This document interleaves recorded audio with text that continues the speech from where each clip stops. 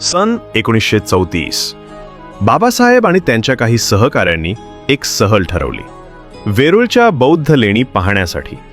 ठिकाण निश्चित होत, पण नाशिकहून निघाल्यावर वाटेत दौलताबादचा किल्ला भेटीसाठी ठरवण्यात आला. त्या ऐतिहासिक किल्ल्याचं सौंदर्य पाहण्यासाठी ते पोहोचले. प्रवासामुळे त्यांचे चेहरे थोडे धुळीने माखलेले. किल्ल्याच्या प्रवेशद्वाराजवळ एक पाण्याचं टाकं होतं. रमजानचा महिना होता. काही सहकाऱ्यांनी तिथं थोडं पाणी घेतलं, चेहरा आणि हातपाय धुतले. पण अचानक एक वृद्ध माणूस धावत येतो, ओरडतो, "या अस्पृश्यांनी टाकं अपवित्र केलं!" आवाज ऐकताच गर्दी वाढते. गर्दीतून आवाज येऊ लागतो, "यांनी मर्यादा ओलांडल्या, यांना धडा शिकवला पाहिजे."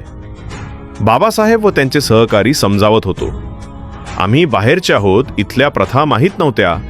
पण कोणी ऐकायला तयार नव्हतं. गर्दीचा सूर अधिकच आक्रमक झाला. बाबासाहेबांना वाटलं आता हे वाद हिंसक वळण घेतील, पण ते शांत होते. संयमाने बोलत राहिले.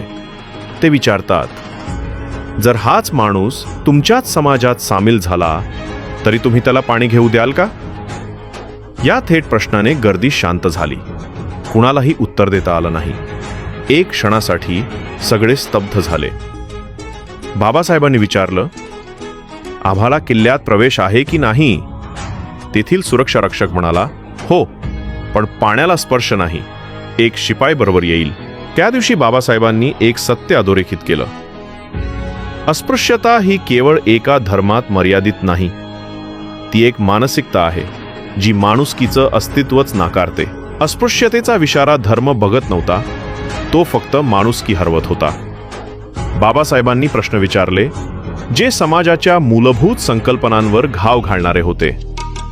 आज जर कोणी माणसाच्या धर्माने, जातीने किंवा स्पर्शाने पाणी दूषित मानतो, तर तो केवळ पाणी नव्हे, तो संपूर्ण माणुसकी दूषित करतोय.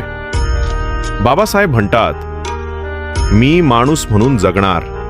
धर्म, जात, संप्रदाय हे माणुसकीच्या वर असू शकत नाहीत." हा प्रसंग बाबासाहेब आंबेडकरांनी स्वतः लिहिलेल्या वेटिंग फॉर अ विजा या आत्मकथनात्मक पुस्तकातून घेतलेला आहे.